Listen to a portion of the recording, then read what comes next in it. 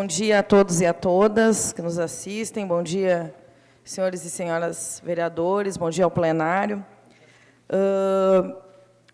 Muito embora ainda agora nas pequenas comunicações, mas eu acho importante falar o que me traz nessa tribuna na manhã de hoje. Me senti instigada a fazer também um breve discurso, uma breve fala sobre a posição, sobre a colocação do vereador Daniel, a qual respeito, porque nós temos, por isso a importância da manifestação, da expressão de ideias, de opiniões, a qual nos legitima a cada um expor o que pensa de acordo com suas convicções.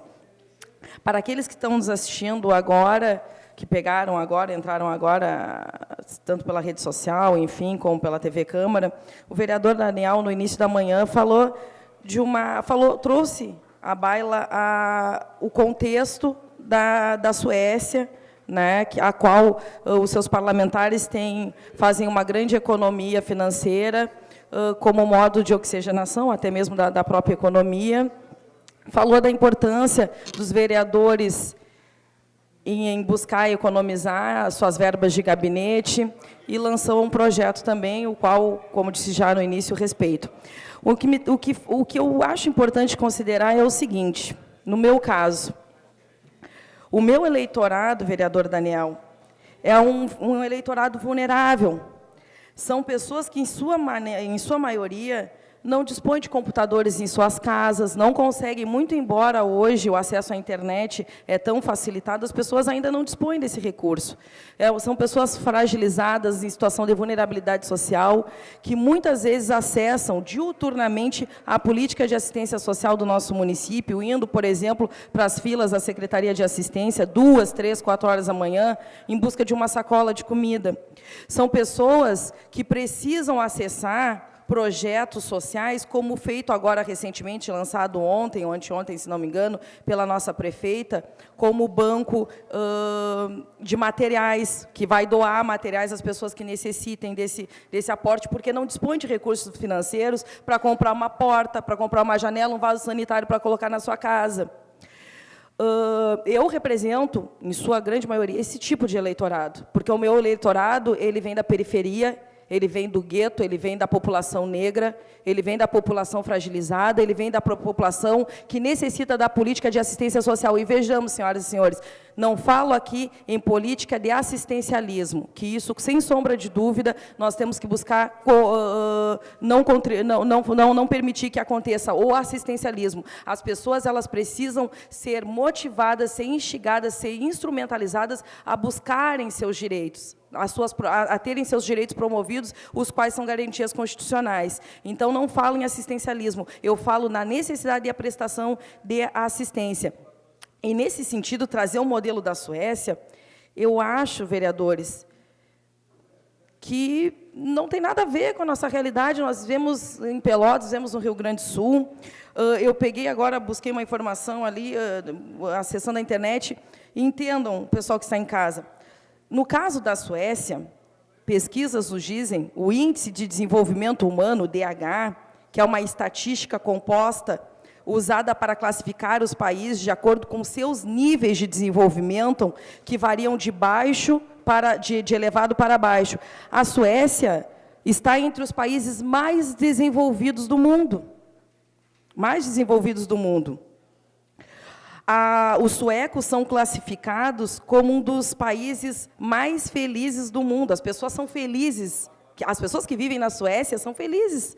Elas são felizes porque elas têm acesso à educação de qualidade, à saúde de qualidade. Elas nem precisam, obviamente, de uma política de assistência, porque está entre os 10 países mais ricos do mundo. E tem um PIB que gira em torno, hoje, de 831 bi. Tempo de líder de bancada. Senhor presidente. Então, é contraditório querer comparar a Suécia com Pelotas, Rio Grande do Sul, onde ainda vivemos toda essa crise mundial, nacional, que se apresenta, como a questão da terceirização, a precarização do serviço, como a PEC 287, a retirada de direitos, a necessidade de ainda termos que acessar recursos federais no intuito de promover políticas de assistência social que visem assegurar uma condição mínima de qualidade de vida para as pessoas. Então, nesse sentido, sem sombra de dúvida, querer comparar o parlamento sueco com o nosso parlamento, ele não se caracteriza, né, pela situação que se vive ainda em Pelotas. E, voltando na questão do uso das verbas, eu acredito, como disse o vereador Anderson, há todo um monitoramento do próprio Tribunal de Contas, né, uma prestação de contas que nós temos que fazer, e isso daí também é relevante, né? E quando se fala na nova política, vereador Daniel, eu acredito que a nova política ela se faça da forma que muitos estão buscando construir aqui. A nova política, eu acredito que eu estou aqui fazendo a nova política a partir do momento em que teria direito de gozar a minha licença maternidade, direito que me assegura, e não quis gozar, porque eu não achei certo, estar, muito embora fosse para cuidar dos meus filhos, eu não achei justo com a população eu estar em casa gozando minha licença maternidade e ter outro vereador ocupando, seja a Previdência, ou seja quem for que faça o pagamento desse meu direito, estar tendo esse gasto duas vezes, me pagando para estar em casa, com todo o direito, cuidando dos meus filhos, e mais um vereador para estar aqui representando a população. Eu acredito que a nova política ela também se faz nesse momento em que tem essa consciência e tem o retorno para a população. Eu acredito, pessoal, que a nova política ela se faz no momento em que ontem eu fui a Porto Alegre e fiz uso, sim, da meia diária, porque levei comigo um assessor de comunicação para poder fotografar e fazer a pauta, para dar resposta à comunidade do que eu fui fazer a Porto Alegre. Fui com o meu chefe de gabinete também, para que pudéssemos lá estar discutindo muitas coisas, dentre elas, conversando com o secretário adjunto de Cultura, que nos falou sobre a lei de incentivo à cultura, que nos falou sobre o acesso à Lei Rouanet, o acesso à Lei Pelé, que a grande maioria dos segmentos que desenvolvem atividades culturais no nosso município, o qual é muito rico em termo cultural, não conseguem acessar essas leis, porque elas ficam restritas apenas a um núcleo de pessoas. Não conseguem acessar esse nicho de políticas que vão possibilitar, daqui a pouco, fazerem suas próprias produções e ascenderem culturalmente. Então, essa busca de informações junto à Secretaria de Cultura, sem sombra de dúvida, vai nos possibilitar trazer agora o pessoal do Estado para fazer uma audiência pública, para fazer um grupo de trabalho aqui, chamando as instituições que carecem de informações públicas quanto à forma de acessar esses recursos, chamando o pessoal lá da periferia, lá localizado no Navegantes, no Getúlio Vargas, na Sangafunda, no Dunas, enfim, que desenvolvem projetos sociais e cultura popular, e daqui a pouco tem uma série de recursos que poderiam estar acessando para acender o seu trabalho e não conseguem. Por quê? Porque, infelizmente, em Pelotas, nós não temos uma incubadora cultural. Nós não temos um setor específico que acolha os mais necessitados, que desenvolvem trabalho artístico, para saberem como eu vou acessar esse recurso da Lei Pelé, da Lei Rouanet, da LIC. Como que eu vou fazer?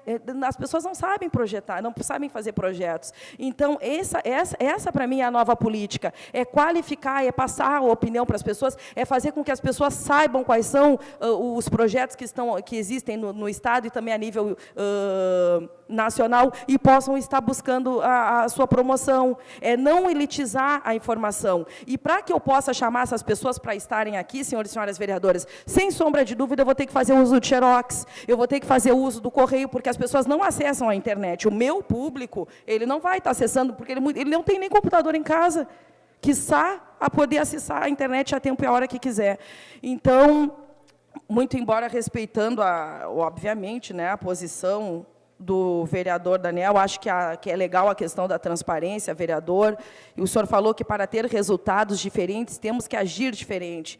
Fazer e agir diferente se tornam essenciais, o senhor falou isso daí tudo. né, que é desse modo, com agir diferente, que se faz economia de verdade.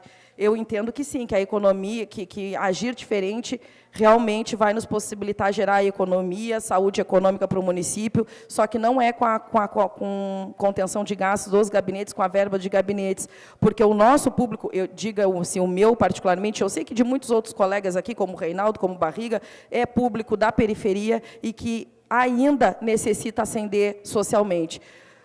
Obrigado pelo tempo, e era isso.